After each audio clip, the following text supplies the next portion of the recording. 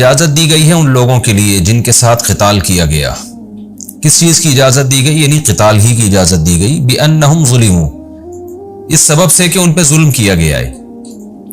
اس سے پہلے رکوع میں اللہ تعالیٰ نے یہ وعدہ کیا تھا کہ اللہ تعالیٰ یدافع عن الذین آمنوا، جو ایمان والے لوگ ہیں ان کی مدد کرے گا۔ تو مدد کی صورت کیا ہوگی؟ اب اس کا بیان ہے۔ وہ صورت یہ ہوگی کہ جب مشرکین تم سے قتال کریں تو تم بھی جواب میں قتال کر سکتے ہو۔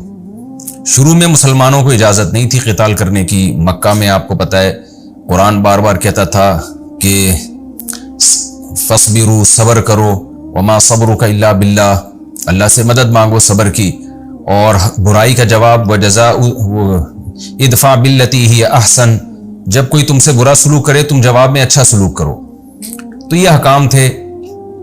اس کے بعد اللہ نے اجازت دی کہ یہ اگر تم سے لڑتے ہیں تو تم بھی اب لڑو، اور پھر تیسرے نمبر پہ اللہ کا حکم آیا کہ یہ نہیں بھی لڑیں تو تم اب ان سے لڑو، یعنی تم اب جو ہے وہ دنیا میں دین کو غالب کرنے کے لیے جہاد کرو، قتال کرو۔ تو یہ اس کو کہتے ہیں تدریجن، یعنی اسٹیپ بائی اسٹیپ اسلامی حکام آئے ہیں۔ یہاں ایک اشکال ہوگا کہ اس سے پہلے کی جو آیات تھیں ان میں تو صلح حدیبیہ کا تذکرہ چل رہا تھا کہ عمرہ کرنے سے روک دیا گیا، تو اس پہ اللہ تعالیٰ نے بیت اللہ کی عظمت کو بیان کیا، حج کے احکام بیان کیے کہ یہ جو بقعہ مبارک ہے جس کو بیت اللہ کہا جاتا ہے یہ کیسی چیز ہے، کیا اس کے احکام ہیں، کیا فضیلت ہے۔ تو جبکہ لڑائی کی اجازت تو بدر میں مل چکی تھی، یہ تو حدیبیہ سے پہلے ہے۔ تو اس کا جواب یہ ہے کہ یہ آیتیں پہلے نازل ہوئی ہیں، جو اب آیتیں میں پڑھ رہا ہوں نا جہاد کی اجازت والی، اور حدیبیہ والی آیتیں بعد میں نازل ہوئی ہیں۔ تو ایسا ہوا ہے قرآن میں کہ جو آیتیں بعد میں نازل ہوئی ان کو پہلے لکھا گیا، جو پہلے نازل ہوئی ان کو بعد میں لکھا گیا۔ وجہ اس کی ہے کہ قرآن کو جو کتابی شکل میں جب لکھا گیا ہے، یعنی سورت کی جو آیتوں کی ترتیب دی گئی ہے وہ الگ ہے۔ اس میں حکمت کیا ہے؟ اس میں حکمت یہ ہے کہ اس میں بلاغت، جب ریٹن فارم میں ہم کسی چیز کو لے کر آتے ہیں اور قیامت تک کے لیے جب اس کو جس ترتیب سے پڑھا جائے گا تو وہ پڑھنے کے لحاظ سے اللہ کا علم چونکہ کامل ہے، تو اللہ کے علم میں تقاضا کیا کہ پڑھنے کے لحاظ سے ترتیب الگ ہو اور نزول کے لحاظ سے ترتیب الگ ہو۔ اب پڑھنے کے لحاظ سے ترتیب ایسی کیوں رکھی گئی کہ جو جہاد کی آیتیں پہلے نازل ہوئی تھی ان کو اللہ نے بعد میں لکھا سورہ حج میں، اور حدیبیہ والی آیتیں، حدیبیہ والا واقعہ بعد میں ہوا اور ان آیتوں کو پہلے۔ تو اس میں علماء نے حکمت یہ بیان کی ہے کہ حدیبیہ کا جو واقعہ ہے اس میں اللہ نے وعدہ کیا نا کہ میں تمہاری مدد کروں گا، تو مدد کی یہ صورت بیان کی کہ تمہیں جہاد کی اجازت دی گئی ہے۔ تو یہ اس لحاظ سے پچھلے والے واقعے سے اس کی مناسبت ہو گئی کہ جب اللہ تمہارا دفاع کرے گا نا تو سب کچھ اللہ خود نہیں کرے گا، تم سے کروائے گا، تمہیں لڑنا پڑے گا، تمہیں جوابی کارروائی کرنی پڑے گی۔ تو یہ تاکہ یہ ایک سیاق کے ساتھ، ایک نظم کے ساتھ اس قصے کا واقعہ، اس صلح حدیبیہ اور جہاد کی آیتوں کو آپس میں ربط پیدا ہو جائے۔ باقی نازل ہونے میں جو حکمت تھی وہ یہی حکمت تھی کہ پہلے نازل کی جائیں وہ آیتیں جن میں جہاد کی اجازت دی جا رہی ہے، تاکہ ان آیتوں کی بیس پہ صحابہ کرام لڑنے کے لیے تیار ہو جائیں۔ اب سوال یہ پیدا ہوتا ہے کہ یہ شروع میں صبر کا حکم کیوں تھا، بعد میں دفاعی جہاد کی اجازت دی گئی، پھر اقدامی جہاد کی؟ تو دفاع اور اقدام میں فرق ہی ہوتا ہے۔ دفاع کہتے ہیں کہ دشمن آپ پہ حملہ کرے تو آپ کو دفاع کرنے کی اجازت، اور اقدام کا مطلب ہوتا ہے کہ آپ خود بڑھ چڑھ کے دشمن پہ حملے کریں آپ۔ تو یہ اس لیے کہ اللہ نے دنیا کو دارالاسباب بنایا ہے۔ مکہ میں مسلمانوں کے پاس طاقت نہیں تھی، اور اگر اس وقت لڑنے کی اجازت ہوتی تو لڑائی میں فائدے کے بجائے نقصان تھا، مشرکین غالب آ جاتے۔ مدینہ میں جانے کے بعد مسلمانوں کے پاس ایک ریاست آ گئی، کچھ رہی صحیح، کچھ تھوڑی سی طاقت آ گئی ان کے پاس، تو بھی اللہ نے اقدام کرنے کی اجازت نہیں دی کہ خود بڑھ چڑھ کے حملے کرو، ابھی اتنی پاور میں نہیں ہو۔ ابھی صرف اتنا ہے کہ وہ حملہ کرتے ہیں تو تم نے بھی جواب میں تلوار چلانی ہے، تم نے ایسا نہیں کرنا کہ فرار اختیار کرنا ہے اور جوڑ کرنا ہے، نہ، اینٹ کا جواب تم نے بھی پتھر سے دینے کی کوشش کرنا ہے۔ اور جب مضبوط ریاست قائم ہو گئی اور مسلمانوں کے پاس پاور آ گئی تو پھر قاتل الذین یلونکم من الکفار، جو سورہ توبہ کی آیتیں تھی کہ تمہارے قریبی ممالک ہیں ان سے لڑو، ان پہ اب چڑھائی کرو تم۔ تو یہ اللہ نے اس لیے حکام دیے چونکہ اسلام قیامت تک کے لیے آیا ہے نا، تو جو بھی جیسا زمانہ ہوگا مسلمان اس زمانے کے لحاظ سے آیتیں وہاں منطبق کریں گے۔ جہاں ہم کمزور ہوں گے، جہاں ہمیں یہ پتا ہے کہ ہم نے تھپڑ کا جواب اگر تھپڑ سے بھی دیا نا تو آگے سے 6 تھپڑ اور لگائے گا وہ، تو وہاں صبر۔ ایسے حالات بہت ساری جگہوں پہ دنیا میں ہیں کہ اگر وہاں مسلمان جوابی کارروائی شروع کر دیں تو رہی صحیح طاقت بھی جائے گی ان کی، جو تھوڑا بہت رہ گیا نا وہ بھی۔ اور بعض علاقے ایسے ہیں وہاں ان کو دفاع نہیں کیا تو رہی صحیح طاقت ختم ہو جائے گی. تو ہر زمانے کے لحاظ سے قرآن نے آیتوں کو نازل کیا تاکہ یہ دیکھ لو کہ تم دیکھو کہ تمہاری وہ پوزیشن ہے جو مکہ میں نبی کی تھی تو صرف صبر، تمہاری وہ پوزیشن ہے جو مدینہ کے ابتدائی دنوں میں تھی تو جوابی کارروائی کی اجازت ہے، اور اگر وہ پوزیشن ہے جو خلافت میں ایک مسلمانوں کی مضبوط خلافت ہوتی ہے تو پھر اقدامی جہاد کی بھی اجازت ہے. اس سے آپ یہ بھی اندازہ لگا سکتے ہیں کہ ہمارے یہاں جو کچھ سر پھیرے قسم کے لوگ جو ہر جگہ بس لڑنے ہی کی بات کرتے ہیں وہ بھی غلط ہے، اور کچھ ایسے ہیں جنہوں نے جہاد ہی کا انکار کر دیا، جو لڑائی کی جہاں ضرورت ہے وہاں بھی کہتے ہیں نہیں لڑو، وہ بھی غلط ہے. تو یہ دونوں افراط و تفریط کا شکار ہیں. اچھا، ہمارے یہاں بہت سے ایک طبقہ ایسا ہے کہ جب ان کو کہا جاتا ہے کہ آپ کے پاس کچھ بھی نہیں ہے لڑنے کے لیے، نہ افرادی قوت ہے نہ طاقت ہے، تو آپ کیسے لڑو گے، کیوں لڑتے ہو، اس سے تو رہی صحیح طاقت بھی جائے گی. تو جواب میں کہتے ہیں کہ پھر کیا یوں ہی بیٹھے رہیں، پھر ہم کچھ بھی نہ کریں. یہ بہت غلط دلیل ہے. بھائی جو کر سکتے ہیں اسباب کی دنیا میں وہ کریں. آپ جب لڑنے کی پاور نہیں ہے تو یعنی اس کا یہ مطلب ہوا کہ ایک آدمی میں لڑنے کی طاقت نہیں ہے اور وہ یہ سوچ کے لڑ رہا ہے کہ پھر میں کچھ بھی نہ کروں، تو یہ کوئی دلیل نہیں ہوتی. دنیا میں بعض جگہیں ایسی ہیں جہاں مسلم ممالک، جہاں غیر مسلم ریاستیں ہیں، ان میں بغاوت مسلمانوں نے شروع کی ہے، جس کا نقصان یہ ہونے لگا ہے کہ وہ مسلمان انتہائی مینورٹی میں انتہائی کمزور ہیں، وہ طاقتیں بڑی مضبوط ہیں، انہوں نے بہت طاقت کے ساتھ مسلمانوں کو ایسا کچلا ہے کہ ایک ظلم کا ایک نہ ختم ہونے والا سلسلہ شروع کر دیا.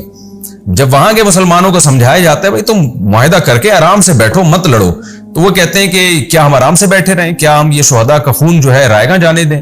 تو نہ ہر جگہ جہاد ہوگا، نہ ہر جگہ صبر ہوگا. تو گراؤنڈ ریئلٹی کو دیکھ کر فیصلہ کیا جائے گا کہ اسباب کی دنیا میں آپ میں لڑنے کی طاقت اور فتح اور نصرت کی امید ہے تو ٹھیک ہے، نہیں ہے تو آپ آرام سے بیٹھیں. ہمیں نبی صلی اللہ علیہ وسلم کی سیرت اور قرآنی آیات سے یہی پتہ چلتا ہے. اُذِنَ لِلَّذِينَ يُقَاتَلُونَ بِأَنَّهُمْ ظُلِمُوا. تو ابتدائی مرحلے میں جو اس جہاد کی اجازت ملی تو اس کے بارے میں آیات کہ اجازت دی گئی ہے ان لوگوں کو جن کے ساتھ قتال کیا گیا، اس سبب سے اجازت دی گئی ان کو قتال کی کہ ان پر ظلم کیا گیا ہے. وَإِنَّ اللَّهَ عَلَى نَصْرِهِمْ لَقَدِيرٌ. اور اب تمہیں لڑنے کی اجازت دی جا رہی ہے تو اللہ تم سے وعدہ بھی کر رہا ہے کہ اللہ ان کی مدد پر قادر ہے. اب دیکھیں یہ بھی آیتیں، بعض لوگ کہتے ہیں ہم جتنے بھی تھوڑے ہوں، کچھ بھی نہ ہو، پھر بھی ہم لڑیں گے، بغاوتوں پہ آتے ہیں اور لڑتے ہیں پھر تو، اور کہتے ہیں کہ اللہ نے مدد کا وعدہ کیا ہے. تو اللہ نے ہر جگہ مدد کا وعدہ نہیں کیا ہے. وہاں مدد کا وعدہ کیا ہے جہاں آپ میں کسی نہ کسی درجے میں لڑنے کی طاقت ہو، کچھ طاقت کا کچھ نہ کچھ ریشو ہو.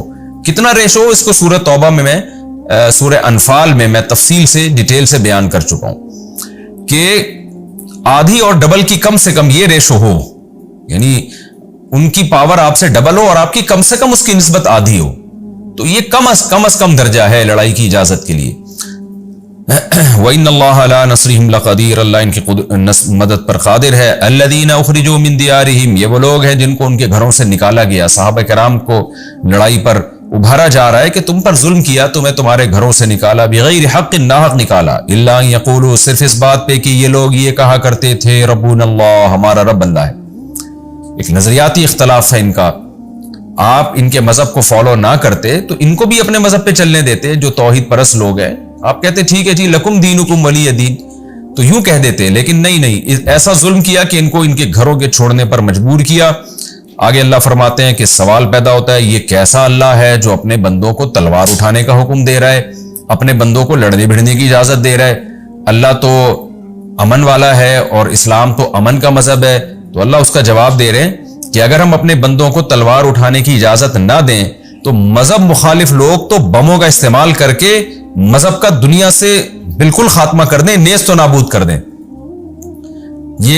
یہ جو آج کل کے لبرل لوگ ہیں نا جو کہتے ہیں ہم سب مذہب کو ٹھیک سمجھتے ہیں، کوئی بھی کسی کو فالو کرے اور سب کو آزادی ہے، یہ ان کے منہ پر ایک سمجھتے ہیں کہ زوردار تماشا ہے کہ یہ براڈ مائنڈڈ صرف دیکھنے کی حد تک ہے، حقیقت میں ایسا نہیں ہے. اللہ کہتے ہیں حقیقت میں کیا ہے، وَلَوْلَا دَفْعُ اللَّهِ النَّاسَ بَعْضَهُمْ بِبَعْضٍ. اگر اللہ لوگوں کو بعض کے ذریعے دفع کرنے کی اجازت نہ دیتا، یعنی اللہ اگر یہ اجازت نہ دیتا نا پچھلی امتوں میں بھی اور آج بھی، کہ ہمیشہ سے اللہ نے پیغمبروں کو اجازت دی ہے کہ بھئی کوئی تم پہ تلوار چلائے گا تو تم بھی تلوار چلاؤ گے. جواب میں خاص مواقع پر صبر کا جو حکم آیا تھا وہ خاص موقع کے لیے تھا کہ تلوار ہی نہیں ہے. جیسے موسیٰ علیہ السلام کو نہیں حکم ہوا کہ فرعون کے خلاف تلوار اٹھائیں، اس لیے کہ جو قوم اپنے بچوں کو قتل ہونے سے نہیں بچا سک رہی وہ حکومت کے خلاف تلوار کہاں سے اٹھائے گی. تو وہ ایک عارضے کی وجہ سے تھا، ورنہ اصول اور ضابطہ یہی ہے کہ جو تم پہ اس طرح سے ظلم کر رہا ہے تم نے دفاع کرنا ہے. کیوں؟ اللہ اگر دفاع کی اجازت نہ دیتا اور لوگوں کے ذریعے دفاع نہ کرتا تو نتیجہ کیا نکلتا؟ لہدم الصوامع، جو صومعہ ہے راہبوں کی عبادت گاہیں ہیں وہ بھی تباہ کر دیے جاتی. یعنی دنیا میں کسی بھی شکل میں اللہ کا نام لینے والا کوئی بچتا ہی نہیں، چاہے وہ یہودی عیسائی ہی کیوں نہ ہو، چاہے وہ مسلم ہی کیوں نہ ہو.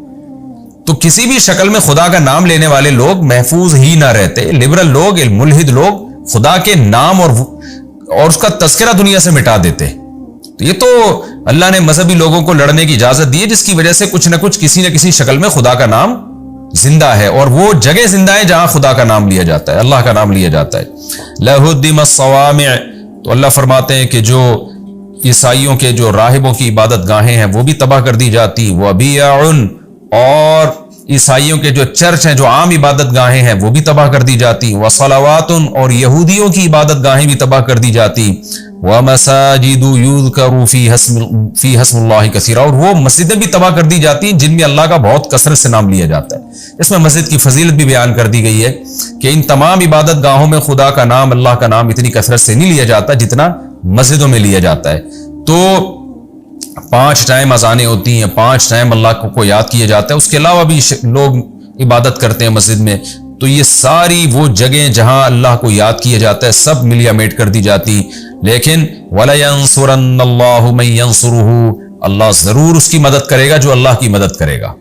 اللہ نے اپنے دین کی مدد کو اپنی مدد قرار دے دیا ہے. یہ اللہ کو اپنے دین سے محبت اتنی ہے، تو جو اللہ کی مدد کرے گا اللہ بھی اس کی مدد کرے گا. کیا مطلب؟ جو اللہ کے نام کو زندہ رکھنے کی کوشش میں لڑے گا اللہ بھی اس کی مدد کرے گا. تو جیسے کہ اللہ نے کرتا رہا ہے، اللہ کتنی سیکولر قوتوں نے کتنی کوشش کی ہے مذہب کو دبانے کی، اللہ کے نام کو مٹانے کی، کتنے زور لگائے ہیں.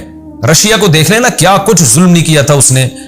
ایسے جو سیکولر قوتیں ہیں انہوں نے یہ کچھ کیا ہے کہ جنازہ نکالا گیا ہے باقاعدہ ایک فیک بنا کے کہ ہم نے اللہ کا جنازہ، معاذ اللہ خدا کا جنازہ نکال دیا. ہم نے کیا کچھ نہیں کیا، لیکن اللہ کہتے ہیں جو اللہ کی مدد کے لیے اٹھے گا اللہ بھی اٹھے گا اس کی مدد کے لیے، اور لوگ اٹھتے رہے. لہذا اللہ کا نام آج بھی باقی ہے. ان اللہ لقوی عزیز، کیونکہ اللہ طاقتور ہے اور ہر ایک پر غالب.